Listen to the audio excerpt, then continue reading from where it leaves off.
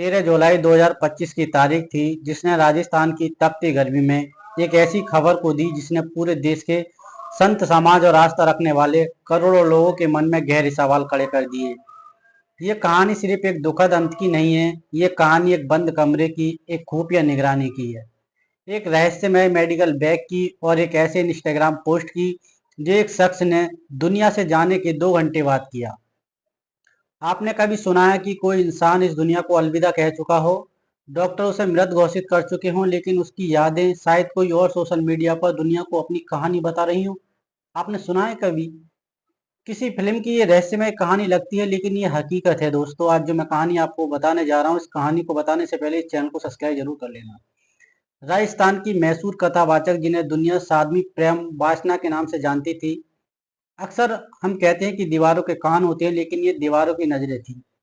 एक ऐसी नजर जो 24 घंटे उस निजी कक्ष को देख रही थी जहां साध्वी विश्राम करती थी, और उसी नजर में यानी उस निगरानी के कम कैमरे ने एक ऐसी पल को कैद किया जिसने साध्वी की जिंदगी में मानसिक तूफान ला दिया।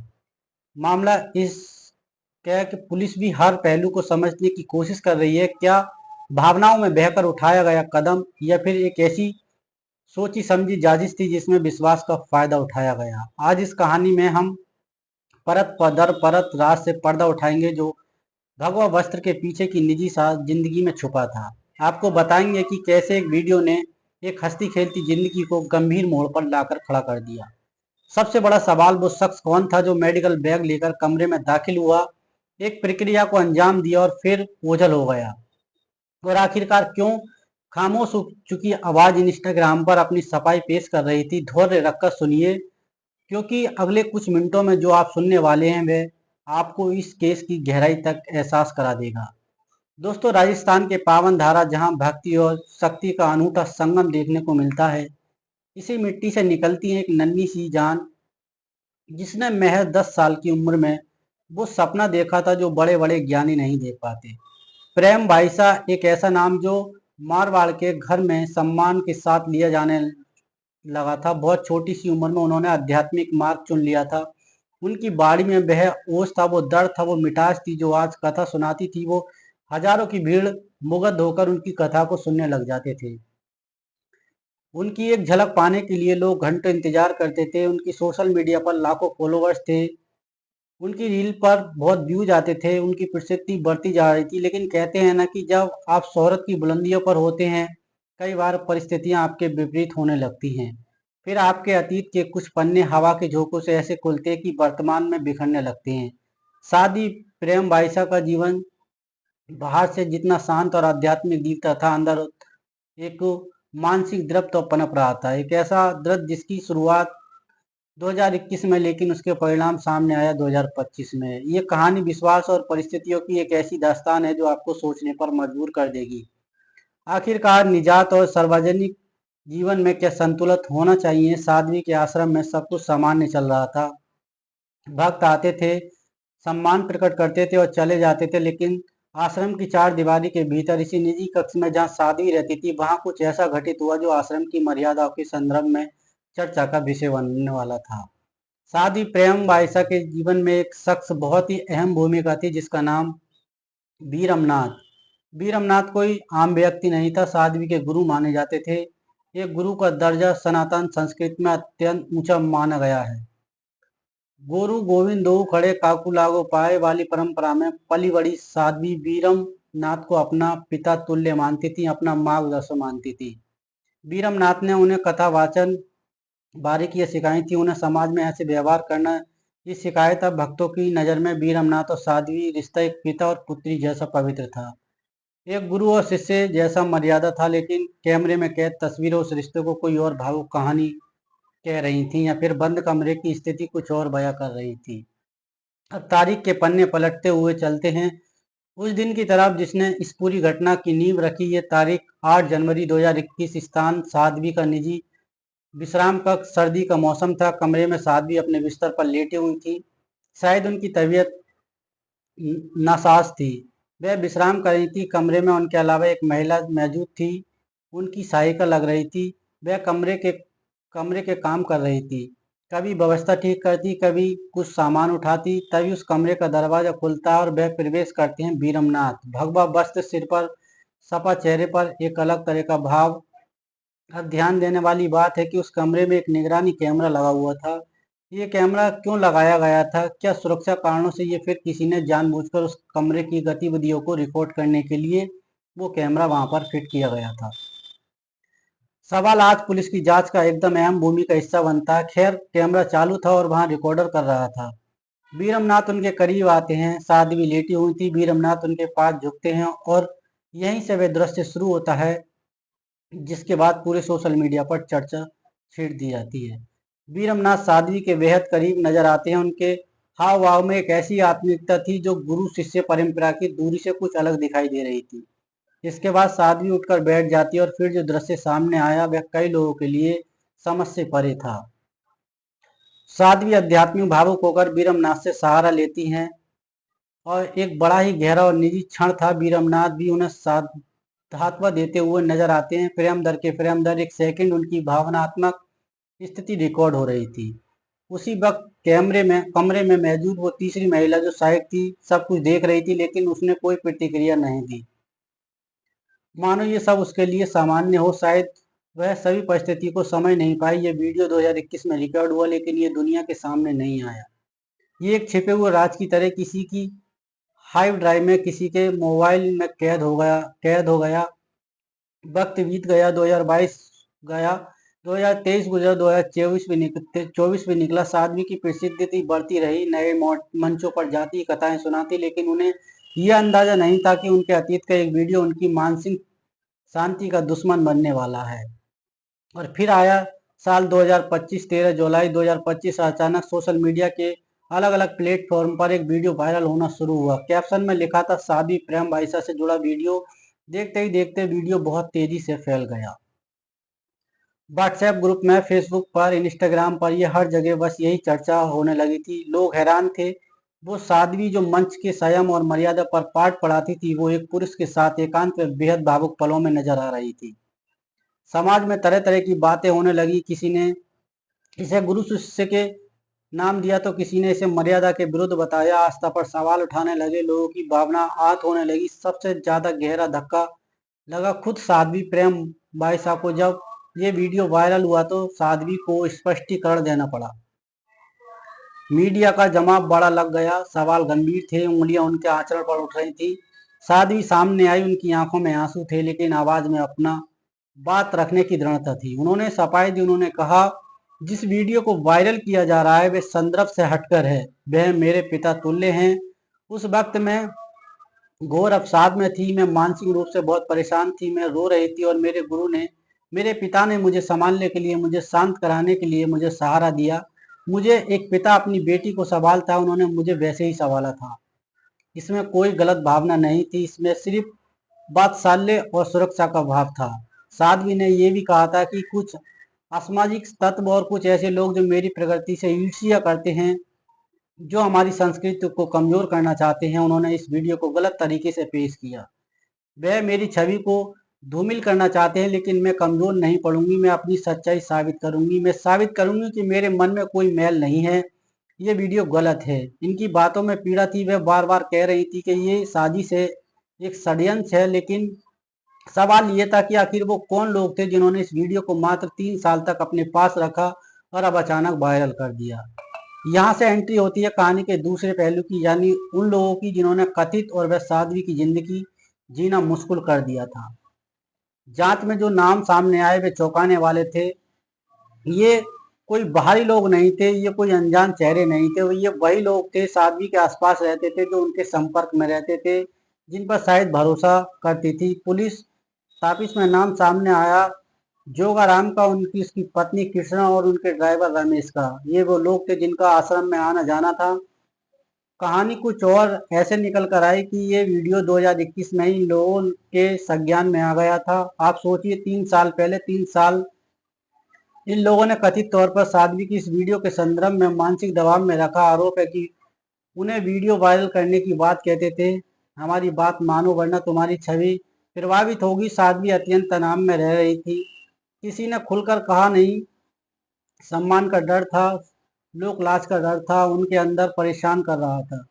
दबाव ये खेल लाखों लेन-देन पर पहुंच गया। सूत्रों के अनुसार वीडियो हटाने के लिए उसे डिलीट करने के नाम पर लाखों रुपयों की ठगी होने लगी, उन्हें परेशान करने लगा। साध्वी ने शायद स्थिति संभालने की कोशिश की होगी, शायद उन्होंने मना कर दिया होगा। ये दबाव इतना बढ़ गया कि साध्वी मानसिक रूप से बहुत ज्यादा पतित रहने लगी। जब उन्हें लोगों की मांगे पूरी नहीं हो पाई, जब उन्हें लगा कि अब साध्वी से और बात नहीं बन रही, तो उन्होंने इस वीडियो को सार्वजनिक कर दिया। वीडियो वायरल होने के बाद साध्वी की हालत बेहद नाजुक हो गई। उनका स्वास्थ्य गिरने लगा। वह किसी से बात तक नहीं करती थी, कमरे में एकांत रहती थी। समाज की प्रतिक्रिया उन्हें बहुत गहरा अघोष दे रही थी। जो लोग कल तक उनका सम्मान करते थे, आज वही लोग उनके पद चिन्ह लगा रहे थे। सोशल मीडिया पर कठोर टिप्पणियां बढ़ रही थी। कोई उनकी आलोचना कर रहा था, कोई निराशा। ये मानसिक आघात बर्दाश्त सीमा से बाहर होता जा रहा था। और फिर वह दुखद घड़ी जब साध्वी की रहस्यमय मृत्यु की घटना घटित। तारीख और वक्त महत्वपूर्ण। वीडियो वायरल होने की कुछ समय बाद साध्वी की तबीयत अचानक बहुत ज्यादा बिगड़ने लगी। लेकिन ये एक बहुत बड़ा सवाल है, जब तबीयत बिगड़ी तो तुरंत एम्बुलेंस को प्राथमिकता क्यों नहीं दी गई? किसी विशेषज्ञ डॉक्टर को क्यों नहीं बुलाया गया, बल्कि एक ऐसे शख्स को फोन किया गया जो पहले अस्पताल में सहायक या नर्सिंग का अनुभव रखता था? एक ऐसा शख्स जिसे साध्वी जानती थी। वो शख्स आता है, उसके हाथ में एक बैग था, वो सीधे साध्वी के कमरे में जाता है। वहाँ क्या उपचार हुआ ये कोई नहीं जानता था, लेकिन उस शख्स ने साध्वी को एक दवा, एक इंजेक्शन के माध्यम से दवा दिया गया था। उन्हें राहत देगा, उनकी बेचैनी को कम करेगा, उन्हें विश्राम में मदद करेगा। लेकिन उस प्रक्रिया के होते ही स्थिति पूरी तरह विपरीत हो गई। राहत मिलने के बजाय साध्वी की हालत और ज्यादा गंभीर होने लगती है। प्रत्यदर्शी उस आश्रम में मौजूद थे। उनके मुताबिक इंजेक्शन लगाने में कुछ ही मिनटों के बाद साध्वी का शरीर स्थिर पड़ता चलने चला गया। चेतना लुप्त होने लगी। एक सामान्य प्रतिक्रिया नहीं, बल्कि साफ तौर पर गंभीर संकट का संकेत था। घबराहट का माहौल बन गया। आश्रम के लोग जो अब शायद स्थिति को समझ नहीं पा रहे थे, अब डर गए। अनंत फनान में साध्वी को गाड़ी में डालकर और अस्पताल की तरफ ले जाया गया, लेकिन साध्वी को कुछ और ही मंजूर था। विधि को कुछ और ही मंजूर था। परिस्थितियां इतनी जटिल थी कि बचने की कोई संभावना नहीं रही। अस्पताल के रास्ते में ही शायद अस्पताल पहुंचे तक साध्वी प्रेम बाईसा ने अंतिम सांस ली। डॉक्टर उन्हें पुनर्जीवित करने की कोशिश की, लेकिन तब तक देर हो चुकी थी। वे आवाज जो लाखों लोगों की जीवन जीने की राह दिखाती थी, हमेशा के लिए मौन हो गई। अब यहाँ से कहानी का सबसे रहस्यमय मोड़ शुरू होता है। साध्वी का देहांत हो चुका था। खबर जंगल की आग की तरह फैल गई। साध्वी प्रेम बाईसा नहीं रही। भक्तों शोक की लहर दौड़ गई। पुलिस अस्पताल पहुंच गई। आगे की प्रतिक्रिया शुरू हुई। जांच तैयार शुरू हुई। लेकिन ठीक उसी समय जब दुनिया इस खबर पर विश्वास करने की कोशिश कर रही थी, साध्वी के अधेरी के इंस्टाग्राम हैंडल से एक नई पोस्ट अपलोड हुई। जी हाँ, आपने सही सुना है। दुनिया से जानने के करीब 3 घंटे के बाद जा चुका इंसान पोस्ट कैसे कर सकता है? इस पोस्ट में एक तस्वीर थी और साथ में एक विस्तृत कैप्शन। उस कैप्शन के हर लाइन ये संकेत दे रही थी कि अनसाधारण नहीं है। उन पोस्ट में लिखना था, मैंने हर एक क्षण में धर्म के प्रचार के लिए जिया। दुनिया में मानवता और धर्म से बड़ा कोई सत्य नहीं था, लेकिन आज मुझे कठिन परीक्षा देनी पड़ रही है। इस पोस्ट में आगे लिखा था, कुछ लोगों ने मानसिक रूप से तोड़ने की जासूस रची। मेरे और मेरे पिता तुल्य गुरु के पवित्र रिश्ते को गलत रंग दिया। मैंने पुलिस से शिकायत की, मैंने समाज से गुहार लगाई, लेकिन मुझे न्याय की उम्मीद नहीं दिखी। शायद मेरे पास अब अपनी सच्चाई साबित करने का कोई और दूसरा रास्ता नहीं है बचा। मेरा ये अंतिम निर्णय है, मेरी निर्दोष गवाही बनेगा। ये आखिरी संदेश जैसा था, लेकिन सवाल ये था, जिसे पोस्ट किसने किया? क्या ये साध्वी से जाने से पहले इसे शेड्यूल किया गया था, या आभास वे अब नहीं रहेगी? उन्होंने कोई कदम उठाया था, फिर अस्पताल जाने की अफरा तफरी मची। और अगर कोई जासूस थी, तो जासूसकर्ता ने ये पोस्ट क्यों किया? क्या ये पोस्ट इसलिए किया गया ताकि इसे खास रूप दिया जा सके और असली वजह छुप जाए? पुलिस के लिए ये बहुत बड़ी पहेली बन गई। साहिबा जेल की टीम अब इस डिजिटल फुटप्रिंट को देखकर कह रही है, जहां पोस्ट अपलोड हुआ, क्या किसी के पास उनके अकाउंट का एक्सेस था या फिर साध्वी ने खुद अपना समय तय कर लिया था। जांच जैसे जैसे आगे बढ़ रही थी, नए नए तथ्य सामने आ रहे थे। पुलिस ने उस शख्स की तलाश करना शुरू कर दी जिसने वह मेडिकल प्रतिक्रिया की थी। वो शख्स घटना के बाद सही मिल नहीं रहा था, उसका संपर्क नहीं हो पा रहा था। आखिरकार कौन था, उससे क्या रिश्ता था, उसे किसी ने भेजा था या वो फिर की आया था? साध्वी के स्वास्थ्य के खिलवाड़ के लिए या फिर महज जरिए था? जैसा ही पता भी नहीं था कि वो दवा दे रहा था या प्राणघात साबित होगी। उस दवा की शीशी की मिलना बहुत जरूरी है। फॉरेंसिक रिपोर्ट का इंतजार किया जा रहा है। बिना रिपोर्टिंग के बताएगी कि साध्वी ने शरीर में किस रसायन का प्रभाव था। अब वह कोई प्रतिक्रिया दवा थी या क्या किसी दवा की अधिक मात्रा थी या फिर कुछ और? पुलिस उस सीसीटीवी फुटेज की खंगाल रही है। उस कैमरे की रिकॉर्ड डिवाइस को कब्जे में ले लिया गया है। पुलिस ये देखना चाहती है कि उस दौरान कमरे में और कौन कौन मौजूद था, क्या साध्वी की सहमति थी या स्थिति कुछ और थी। उधर ब्लैकमेलिंग के आरोपी जोगाराम और उसकी साथियों की तलाश तेज हो गई। पुलिस का मानना है कि इस मृत्यु के तार कहीं नहीं कहीं उन पुराने विवादों से जुड़े हो सकते हैं। साध्वी ने कानूनी कार्रवाई की बात कही और डर के मारे इन लोगों ने साध्वी के विरुद्ध कुछ योजना बनाई। और ये भी हो सकता है कि साध्वी अब और दबाव सहन की स्थिति में नहीं थी। ये सब कुछ ऐसे मोड़ पर आ गया जहां वापसी संभव नहीं थी। एक दृष्टिकोण यहाँ की क्या क्या आश्रम के प्रबंध या संपत्ति के लिए किया गया। साध्वी के पास अच्छी खासी प्रसिद्धि थी, सहयोग राशि आती थी। क्या कोई आश्रम के प्रभाव को हथियाना चाहता है? बीरमनाथ को रास्ते से हटाने के लिए साध्वी ने निशाना बनाया गया, क्योंकि इस वीडियो के बाद बीरमनाथ की सामाजिक स्थिति भी पूरी तरह प्रभावित हो चुकी थी। समाज एक वर्ग ने दूसरी बना ली थी। साध्वी के परिवार वाले अब सामने आ रहे थे, उनका दुख नहीं जाता। बार बार कह रहे थे कि उनकी बेटी ऐसा कदम नहीं उठा सकती, उनके साथ गलत हुआ है। वे न्याय की मांग कर रहे हैं। वो कह रहे हैं अगर वीडियो पुराना था तो प्रशासन ने पहले संज्ञान क्यों नहीं लिया? जब साध्वी ने शिकायत दर्ज करते हुए उन्हें परेशान किया जा रहा है तो पुलिस ने उन लोगों पर कार्रवाई क्यों नहीं की? अगर सत्य रहता, सत्यकर्ता बढ़ती जाती तो शायद आज साध्वी हमारे बीच होती। सिस्टम भी भूमिका पर सवाल उठाते रहे। साध्वी ने अपने संदेशों में और अपने बयानों में बार बार संकेत दिया था कि उन्होंने मदद मांगी थी, फिर उन लोगों को खुला क्यों छोड़ा रखा था? क्या किसी प्रकार का दबाव था या फिर इस मामले की गंभीरता को नहीं समझा गया? एक चर्चित व्यक्ति होने के बावजूद इतनी ढिलाई क्यों बरती गई? अब ये बात करते उस परीक्षा की जिसका जिक्र साध्वी ने बार बार किया। इतिहास में पवित्रता साबित करने के लिए कई उदाहरण मिलते हैं, लेकिन वर्तमान समय में किसी को भी साबित करने के लिए अपना जीवन गंवाना पड़े, ये बेहद दुर्भाग्यपूर्ण है। साध्वी की यह अंत चाह ये स्वयं लिया निर्णय हुआ, किसी और करतूत समाज के लिए एक बहुत बुरा संदेश है। ये दिखाता है कि कैसे सोशल मीडिया पर एक पोस्ट, एक वीडियो किसी की जिंदगी बदल सकता है। कैसे बिना सच जाने, बिना पूरी बात समझे किसी के बारे में राय लेते। वो भीड़ जो कल तक साध्वी माँ कहकर पुकारती थी, वीडियो आते ही आलोचनात्मक हो गई। क्या हमारा धैर्य इतना कम और हमारी समझ इतनी सहती है कि एक वीडियो उसे प्रभावित कर सकता है? बीरमनाथ और साध्वी के रिश्ते की सच्चाई क्या थी? अब ये एक अनुत्तरित पक्ष हो सकता है। ये सच कह रहे हो, यह पिता पुत्री का स्नेह था, लेकिन बंद कमरे की वह तस्वीर सामाजिक मान्यताओं से मेल नहीं खा रही थी। और इसी असमंजस ने एक दुखद घटना को जन्म दिया। फिलहाल पुलिस की टीम कई अलग अलग दिशाओं में काम कर रही है। एक टीम उस लापता सहायक को ढूंढ रही है, दूसरी टीम उन लोगों के पीछे लगी है जिनका नाम विवाद में आया था।